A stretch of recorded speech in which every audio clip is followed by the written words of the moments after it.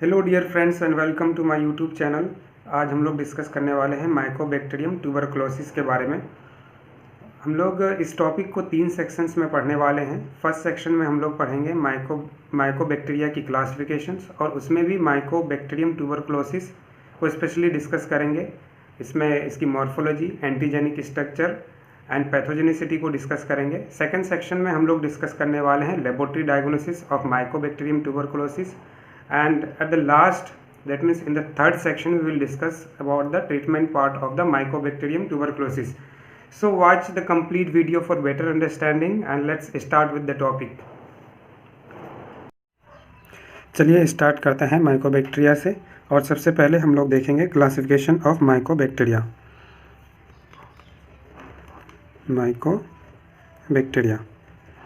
इसकी क्लासिफिकेशन देखेंगे। क्लासिफिकेशन देखने से पहले इसके बारे में थोड़ा जान लेते हैं कि माइकोबैक्टीरिया क्या है। तो mycobacteria, these are the acid fast bacillus,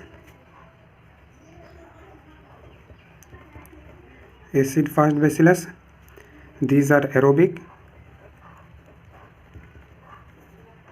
इसके साथ साथ क्या है, ये नॉन स्पोरिंग है एंड नॉन कैप्सुलेटेड है,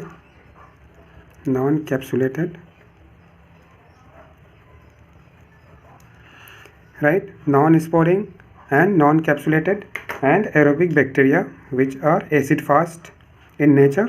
So this is the features of mycobacteria. Now let's talk about the classification of mycobacteria.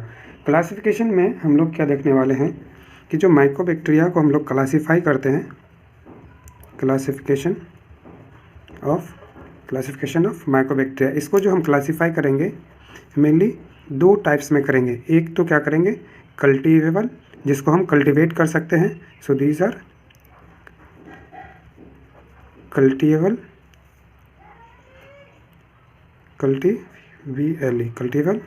And दूसरा नॉन कल्टीवेबल, मतलब जिसको कल्टीवेट नहीं कर सकते हैं, non cultivable, right. Non cultivable में आपकी सिर्फ एक बैक्टीरिया है जो है माइक्रोबियम लेप्री।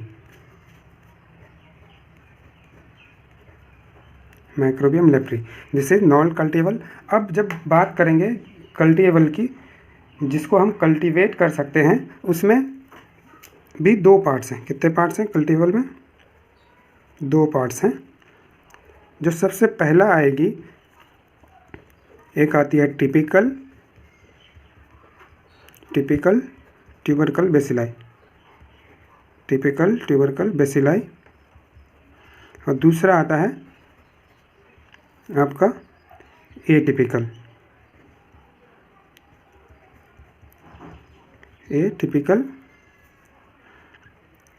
Tubercle bacilli.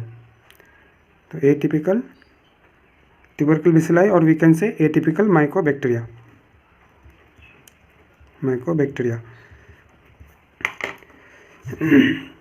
देखिए, टिपिकल एंड एटिपिकल में डिफरेंस क्या है। जो टिपिकल बेसिलाई होंगे, ट्यूबरकल बेसिलाई होंगे, ये गुआनिया पिग में वायरुलेंट होंगे, और एटिपिकल जो बेसिलाई होंगे, these are non virulent to the guinea pig, right.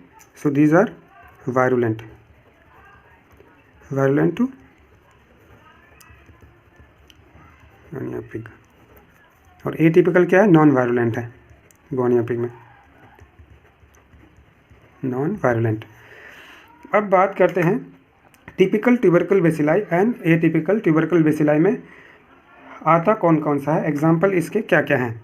देखिए, जो टिपिकल ट्यूबरकल बेसिलाई है, ये मेनली क्या है, मेमेलियन है,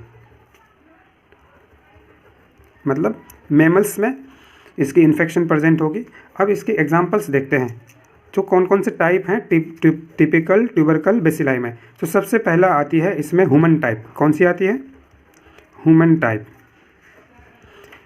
टाइप मतलब इन्फेक्शन किस में होगी, ह्यूमन्स में होगी, और इसका एग्जाम्पल है Mycobacterium tuberculosis, CULOSIS, Mycobacterium tuberculosis, right. तो टिपिकल ट्यूबरकल बेसिलाई में सबसे पहला एग्जाम्पल हमने देखा ह्यूमन टाइप है, जो किसमें, ह्यूमन टाइप में माइकोबैक्टीरियम ट्यूबरकुलोसिस है, जो इन्फेक्ट करेगी ह्यूमन्स को। और दूसरा है इसमें bovine type. BOVINE, bovine type, right. Bovine type ये इन्फेक्ट करती है किसको? कैटल्स को, मतलब नेचुरली प्रेजेंट होती है ये किस में? कैटल्स में प्रेजेंट होगी। अब जब इसकी आउटब्रेक होगी तो ये कैटल से मैन में ट्रेवल करेगी और मैन को इन्फेक्ट करेगी। मोड होगा उसका कि कैसे कैटल से ह्यूमंस में आती है और वहाँ पे इन्फेक्शन करती है। So this is the bovine type, that means it is present in the kettles, और कैटल्स में भी मेनली काऊ की बात करेंगे हम लोग यहाँ पे। तो बोवाइन टाइप में क्या है? Mycobacterium bovis, BOVIS, mycobacterium bovis. अब तीसरी टाइप है इसमें टिपिकल बेसिलाई में, तीसरी टाइप है आपकी African type. African type, African type में क्या आ जाएगा? माइकोबैक्टीरियम अफ्रीकैनम, माइकोबैक्टीरियम अफ्रीकैनम, ये क्या है? अफ्रीकन टाइप है। अब अफ्रीकन क्यों बोला है? ये किस में मिलता है? मेनली वेस्ट अफ्रीकन कंट्रीज़ में। कहाँ पे मिल रहा है ये? वेस्ट अफ्रीकन कंट्रीज़ में। और वहाँ पे भी जो मेनली 40% ऑफ पल्मोनरी ट्यूबरक्लोसिस है, पल्मोनरी टीवी जो है, mainly 40% is caused by the African type, that is mycobacterium africanum. इससे क्या होती है वहाँ पे? ट्यूबरक्लोसिस होती है, pulmonary tuberculosis. So African type हो गई। अब चौथी आएगी इसमें, चौथी आती है जो बैक्टीरिया है इसमें, वोल टाइप। वोल टाइप, वोल टाइप में आपकी आती है माइकोबैक्टीरियम माइक्रोटी, माइक्रोटी कौन सी? माइक्रोबैक्टीरियम माइक्रोटी। वोल क्या है? ये एक रोडेंट है, ये एक क्या है? रोडेंट है जो माइक्रोटी। अब बात करते हैं लास्ट बैक्टीरिया जो आपकी टिपिकल ट्यूबरकल बेसिलाई है, वो है आपकी pinniped type, PINNIPED, pinniped type. इसमें कौन सी आती है? Mycobacterium pinnipedii, mycobacterium pinnipedii, PINNIPEDII, pinnipedii. ये क्या है? पिनिप्ड मेनली जो है ना, ये एक क्या है? ऑर्गेनिज्म है। कैसा ऑर्गेनिज्म है? कार्निवोरस ऑर्गेनिज्म है, कार्निवोरस ऑर्गेनिज्म है, जिसको हम लोग सील भी बोलते हैं। क्या बोलते हैं? सील भी बोलते हैं। तो उसमें ये बैक्टीरिया प्रेजेंट है जिसको बोलते हैं माइकोबैक्टीरियम पिनिप्डी। ये कौन सा है? टिपिकल ट्यूबरकल बेसिलाई, मतलब मिलेगा किसमें? मेनली जो है मैमल्स में मिलेगा। इन्फेक्शन इसकी मैमल्स में होगी और उस मैमल से ये इन्फेक्शन ह्यूमंस में भी ट्रेवल कर सकती है। तो सबसे पहला मैमल हम देखते हैं क्या? ह्यूमन। तो ह्यूमन में कौन सा है? Mycobacterium tuberculosis, that is human type. अब उसके बाद काऊ या कैटल्स की बात कर दिए, ये भी क्या है? मैमल है। तो bovine type, that is Mycobacterium bovis. African type मतलब अफ्रीकन्स में मिलेगा। तो ये कौन है? मैमल्स हैं, तो माइकोबैक्टीरियम अफ्रीकैनम।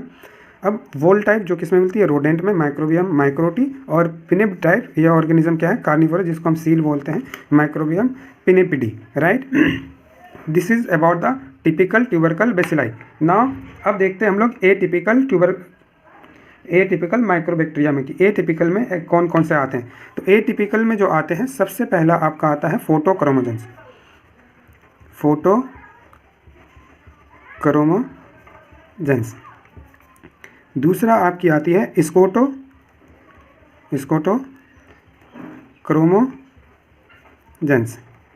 तीसरी आती है आपकी नॉन फोटोक्रोमोजेंस, नॉन फोटोक्रोमोजेंस। लास्ट आती है इसमें रैपिड ग्रोवर्स। रैपिड ग्रोवर्स देखिए, ये क्या? फोटोक्रोमोजेंस, स्कोटोक्रोमोजेंस, नॉन फोटोक्रोमोजेंस, रैपिड ग्रोवर्स। ये क्या है? ए टिपिकल ट्यूबरकल बेसिलाई हैं। ये जो मेनली आपका क्लासीफाई किया गया है on the basis of pigment production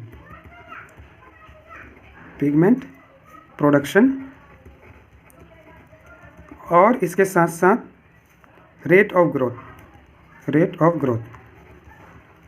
इसके बेसिस पे ए टिपिकल माइकोबैक्टीरिया को क्लासीफाई किया गया है। अब देखिए फोटोक्रोमोजेंस क्या है? तो ये होगा आपका पिगमेंट प्रोड्यूसिंग।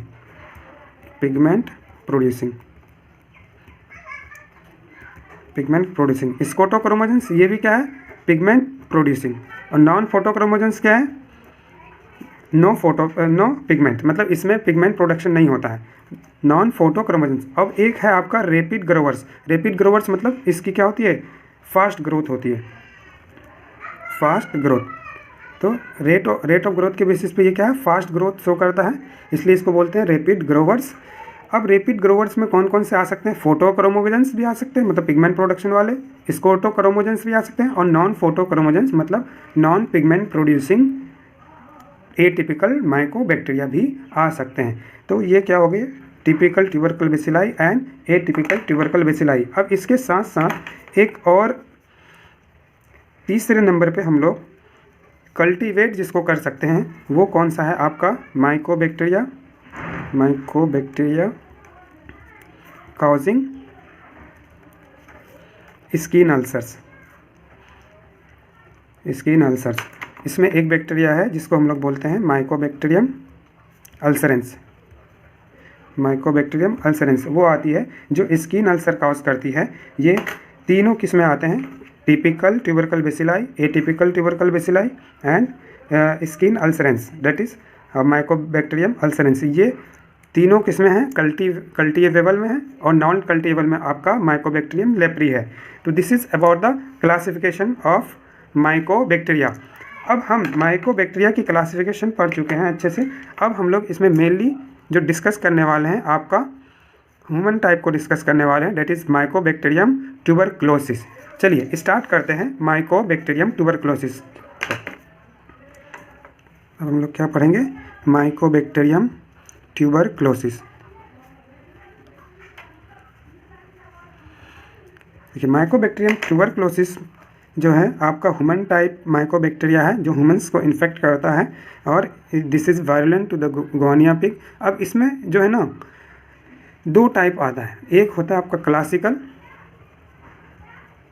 क्लासिकल, जो हम लोग वायरुलेंट की बात किए गुआनिया पिग में, तो this one that the classical one is virulent to guinea pig.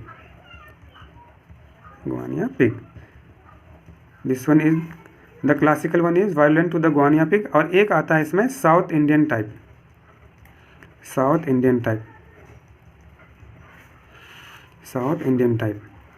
ये साउथ इंडियन टाइप क्या है, ये नॉन वायरुलेंट है, और ये मिलता है किसमें, साउथ इंडिया में, और गुआनिया पिग में ये क्या है, वायरुलेंट नहीं है।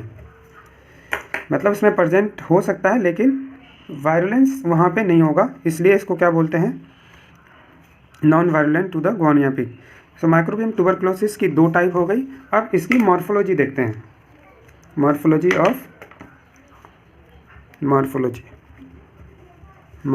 Of Mycobacterium tuberculosis. मॉर्फोलॉजी में क्या है, जो बैक्टीरिया हमको देखते हैं, हम देख सकते हैं सबसे पहले वो कैसी दिखेगी उसकी बात करेंगे।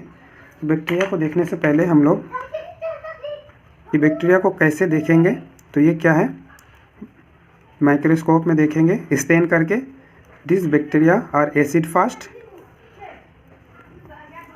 क्या है ये, एसिड फास्ट होते हैं।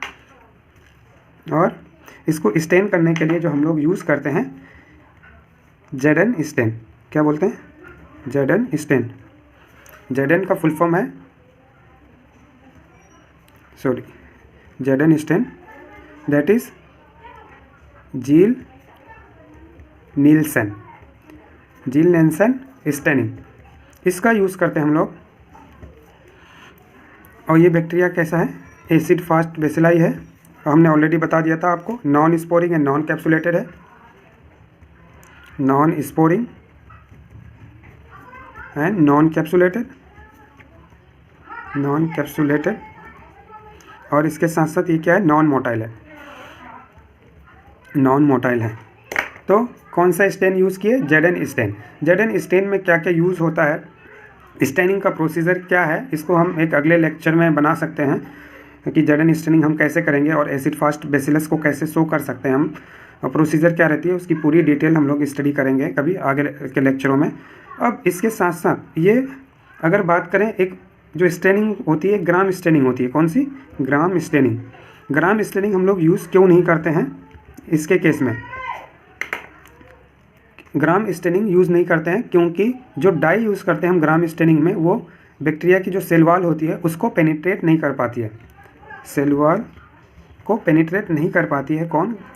जो ग्राम स्टेन की डाई यूज़ करते हैं वो ट्यूबरकुल बेसिलाई की सेल वॉल को पेनिट्रेट नहीं कर पाती है, इसलिए ग्राम स्टेनिंग का यूज़ नहीं करके हम कौन सा स्टेन यूज़ करते हैं? जेडन स्टेन यूज़ करते हैं। लेकिन अगर बात करें कि ये ग्राम पॉजिटिव होते हैं या ग्राम नेगेटिव, तो ये जो बैक्टीरिया है ये क्या है? आपका ग्राम पॉजिटिव है, ग्राम पॉजिटिव हैं। लेकिन जो डाई है उसकी पेनिट्रेट नहीं कर पाती है, इसलिए हम लोग उसको ग्राम स्टेनिंग को यूज़ नहीं करते। But this bacteria are, this bacilli are gram positive in nature and stain by Z N, that is Ziehl Neelsen staining, right. अब बेसिलाई इसमें आपका जो है ना दिखता कैसा है? जो मॉर्फोलॉजी की हम बात कर रहे थे तो बेसिलाई हमें दिख जाएगा, ये बेसिलाई मेनली क्या है? सिलेंडर टाइप, या हम कह सकते हैं स्ट्रेट है, सिलेंडर, स्ट्रेट और स्लाइटली कर्व्ड,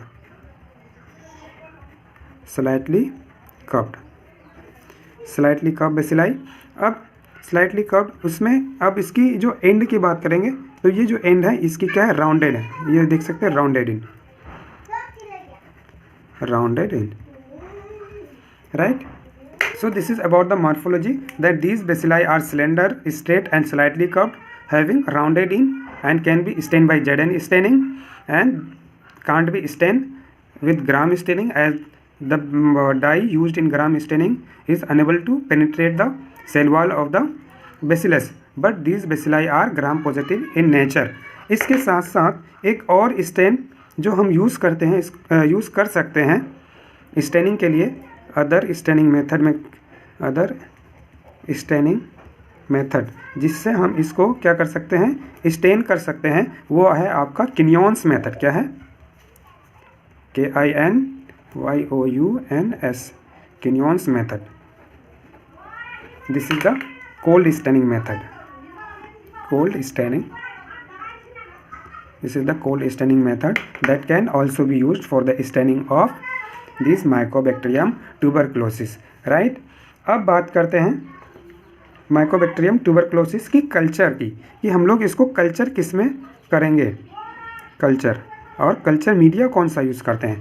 तो जो इसमें मीडिया यूज़ करते हैं Mycobacterium tuberculosis की ग्रोथ के लिए जो मीडियम यूज़ करते हैं उसको हम बोलते हैं LJ मीडियम। क्या बोलते हैं? LJ मीडियम, मतलब लॉन्स्टीन जेंसन मीडियम। ये मीडियम है जो यूज़ करते हैं आपका माइकोबैक्टीरियम ट्यूबरक्लोसिस की स्टेनिंग के लिए, राइट। अब इस मीडियम में क्या क्या यूज़ होता है? तो इस मीडियम में सबसे पहला होता है आपका बीटन एग, इसके साथ साथ asparagine, mineral salt and malachite green. और इसमें यूज़ हो सकता है आपका ग्लिसरॉल या फिर सोडियम पायरुवेट।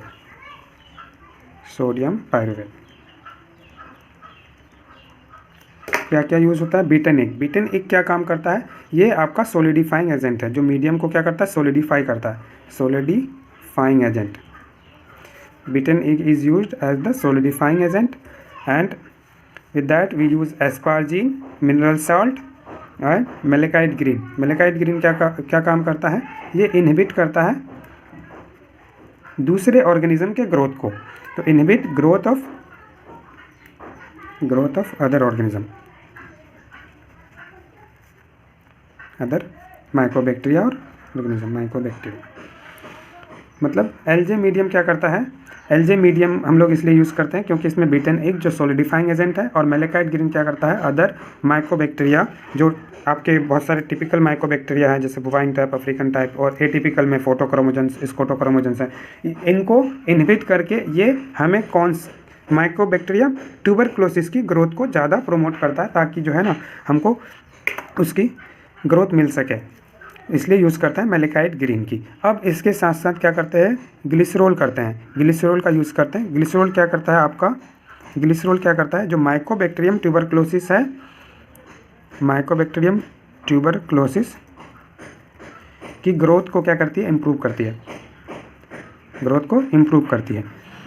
मेलेचाइट ग्रीन ने इनहिबिट किया अदर माइक्रोबैक्टीरिया की ग्रोथ को, और वहीं पे ग्लिसरॉल ने माइकोबैक्टीरियम ट्यूबरक्लोसिस की ग्रोथ को प्रोमोट करती है, ताकि हमें मीडियम में माइकोबैक्टीरियम ट्यूबरक्लोसिस की ग्रोथ मिल सके। तो this is about the culture medium that is used in the growth of Mycobacterium tuberculosis, and the medium used is LJ medium. तो हमने अब तक बात कर ली माइकोबैक्टीरिया की क्लासिफिकेशन, टिपिकल, एटिपिकल, और इसमें एक स्किन अल्सर जो स्किन की अल्सर कॉज करती है, माइक्रोबियम अल्सरेंस। उसके बाद में माइकोबैक्टीरियम ट्यूबरक्लोसिस में हमने 2 type, classical and south Indian type की बात करी, इसकी मॉर्फोलॉजी की बात करी, और जो कल्चर मीडियम यूज़ करते हैं हम लोग, एलजे मीडियम। अब बात करते हैं इसकी एंटीजेनिक स्ट्रक्चर की। अब देखते हैं इसकी एंटीजेनिक स्ट्रक्चर की। Antigenic structure, antigenic structure mainly 2 type के होते हैं। कितने टाइप के, it is mainly of 2 types. 2 type में सबसे पहला आपकी आ जाएगी cell wall antigen, cell wall antigen, और दूसरी आ जाएगी आपकी cytoplasmic, cytoplasmic antigen. Cell wall antigen जो होती है इसकी इनसोल्युबल होती है, इनसोल्युबल होती है, और आपकी साइटोप्लाज्मिक एंटीजन जो होती है ये होती है सोल्युबल होती है, right. So these are 2 types of antigen. Now let's see the cell wall antigen. तो सेल वॉल में इसकी क्या होती है, सबसे पहले ये जो हम देख रहे हैं ये क्या है, सेल मेम्ब्रेन है। सेल मेम्ब्रेन के अंदर क्या होगी, साइटोप्लाज्म होगी। अब इसमें जो लेयर्स होती है सेल वॉल में, सबसे पहला होती है, ये आप देख रहे हैं, ये कौन सी लेयर है, पेप्टिडोग्लाइकन, पेप्टिडोग्लाइकन, पेप्टिडोग्लाइकन की लेयर है। दूसरी है ये कौन सी है, अरेबिनोगैलेक्टन्स, अरेबिनोगैलेक्टन्स, गैलेक्टन्स, राइट। अब तीसरी आती है आपकी माइकोलिक एसिड की layer, mycolic acid, and last one that is the mycosides, mycosides. So from the cell wall we can clearly see this peptidoglycan layer is the innermost, this one is the innermost layer,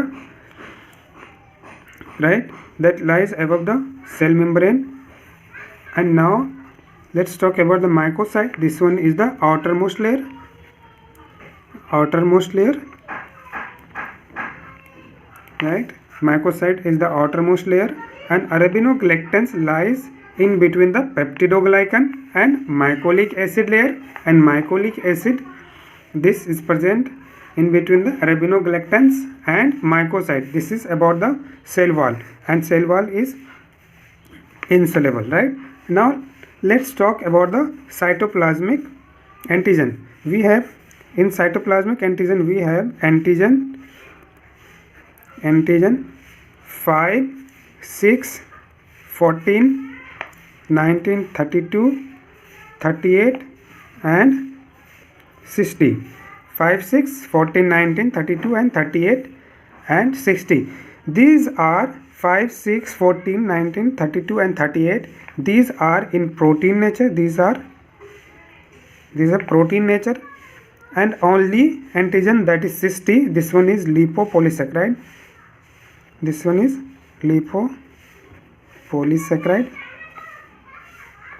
lipopolysaccharide protein complex. right? Protein complex. This is about the antigenic structure. This is about the antigenic structure of Mycobacterium tuberculosis. इसके साथ साथ अब एक चीज़ और देख लेते हैं, resistance इसकी क्या होती है, बेसिलाई की रेसिस्टेंस क्या होती है. तो these bacilli is resistant and that can be killed at the temperature of 60 degree and above 60 degree Celsius. If we take the temperature at 60 degree Celsius for 15 to 20 minutes, then this bacilli can be killed. Below that temperature and for that below, that means given time, that is 15 to 20 minutes, this bacteria can be resistant, right? That means below 60 degrees Celsius this bacteria can be resistant to that temperature. और इसके साथ साथ जो है आपकी जो इस bacteria या बेसिलाई को हम किल कर सकते हैं टिंचर ऑफ आयोडीन से. टिंचर ऑफ आयोडीन से कितने मिनट में? 5 मिनट में. So this bacteria can be killed with the help of tincture of iodine in 5 minutes. अब हम लोग यूज़ करते हैं, आपका सैनिटाइज़र यूज़ करते हैं बेसिलाई को किल करने के लिए. तो सैनिटाइज़र की कंपोजिशन में मेनली प्रेजेंट क्या होती है? इथेनॉल होती है. तो इथेनॉल कितने % होनी चाहिए? Ethanol should be 80% in the sanitiser for killing of this bacillus. So ethanol क्या करते हैं? 80% इथेनॉल यूज़ करते हैं इस बेसिलाई को किल करने के लिए. अब इथेनॉल यूज़ होती है डिसइंफेक्टेंट्स में भी लाइक आपका sanitiser. So the composition of ethanol should be 80%, right? So these bacteria can be killed at 60 degrees Celsius for 15 to 20 minutes and tincture of iodine in 5 minutes and ethanol at 80%, right? Now let's talk about the pathogenesis of mycobacteria. Pathogenesis की अगर हम बात करें तो ये bacteria क्या होते हैं,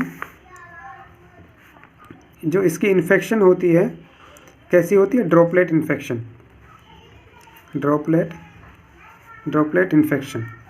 मतलब ये ड्रॉप्स में प्रेजेंस हो सकते हैं. और ड्रॉप्स आएगी कहाँ से? पल्मोनरी ट्यूबरक्लोसिस के केस में. जिस पर्सन को पल्मोनरी ट्यूबरक्लोसिस है वो क्या करेगा? कफ करेगा, इसके साथ साथ स्नीज कर सकता है, छींक आ सकती है उसको. सो कफ और स्नीज के साथ साथ पल्मोनरी ट्यूबरक्लोसिस के केस में जो बेसिलाई आ जाएगी आपकी एयर में आ जाएगी. तो एयर ड्रॉपलेट्स में प्रेजेंट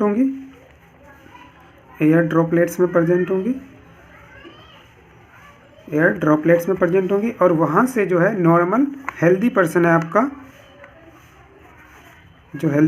आपका, उसमें क्या होगी? इन्फेक्शन इन्हेलेशन के द्वारा उसके अंदर चली जाएगी. So in case of pulmonary tuberculosis this bacilli can be present in the air droplets by cough और sneezing of the patient and can be taken up by inhalation, right? तो droplet infection है. अब बात करते हैं बुवाइन tuberculosis मतलब ये present किस में होगी? केटल्स में होगी. इसमें केटल्स में प्रेजेंट होगी और मेनली काऊ में, जिसका हम लोग मिल्क कंजम्पशन करते हैं. तो केटल्स में ये बेसिलाई प्रेजेंट है और वहाँ से ये क्या करेगा? जो केटल्स की अडर होती है, इसको बोलते हैं हम लोग, जहाँ पे मिल्क प्रोडक्शन होती है केटल्स में, उसको बोलते हैं अडर. तो उसमें क्या करेगा? ये लेसेंस बनाएगा और जब लेसेंस बनाएगा तो उसके साथ साथ ये सेक्रेट हो जाएगी किसमें? मिल्क में. और जब हम उस कंटामिनेटेड मिल्क को नॉर्मल हेल्दी पर्सन अगर आपका कंज्यूम करता है तो इसमें किस में आ जाएगी, नॉर्मल हेल्दी पर्सन में इन्फेक्शन आ जाएगी by consumption of infected milk in case of bovine tuberculosis, right.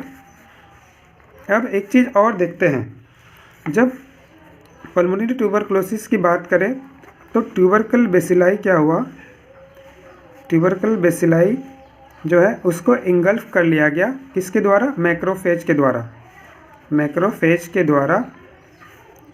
Macrophage के द्वारा क्या कर लिया गया, इंगल्फ कर लिया गया ट्यूबरकल बेसिलाई को। But these bacilli are highly resistant and can survive and multiply in macrophage,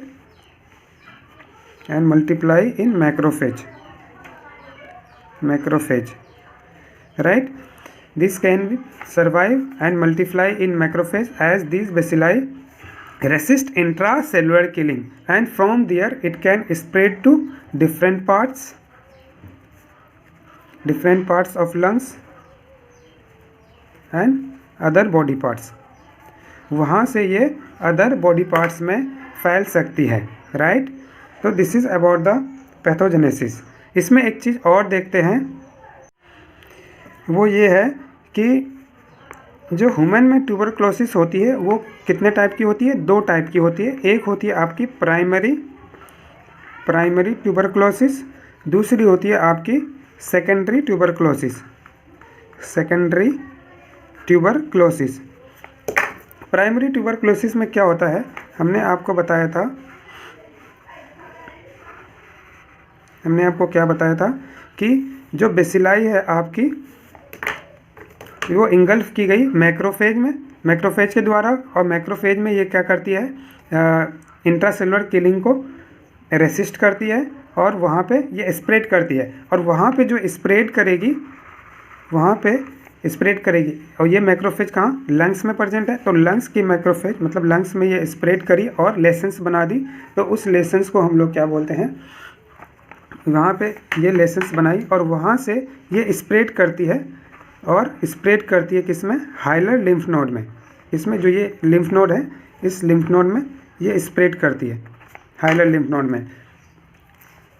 तो ये क्या है, लिम्फेटिक कंपोनेंट है इसका, लिम्फेटिक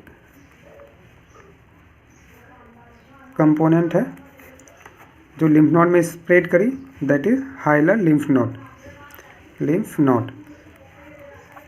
तो प्राइमरी ट्यूबरकुलोसिस के केस में ये लंग्स में लेसेंस बनाई और स्प्रेड करती है किसमें, हाइलर लिम्फ नोड में। इसको बोलते हैं हम लोग, इसको क्या बोलते हैं, प्राइमरी कॉम्प्लेक्स। क्या बोलते हैं, primary complex, right. What is primary complex, the licence that is present in the lungs and that spread to the hilar lymph node and together forms the primary complex, right. This is primary tuberculosis. अब secondary tuberculosis में क्या होता है, secondary tuberculosis mainly क्या होता है, primary licence की reactivation से बनती है। प्राइमरी लेसेंस की क्या होती है, रीएक्टिवेशन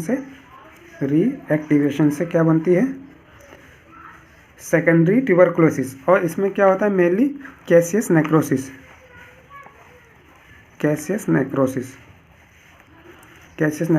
एंड इसके साथ साथ कैविटीज़ बन जाएगी। तो these are the caseous necrosis and cavities are the features of secondary tuberculosis, right.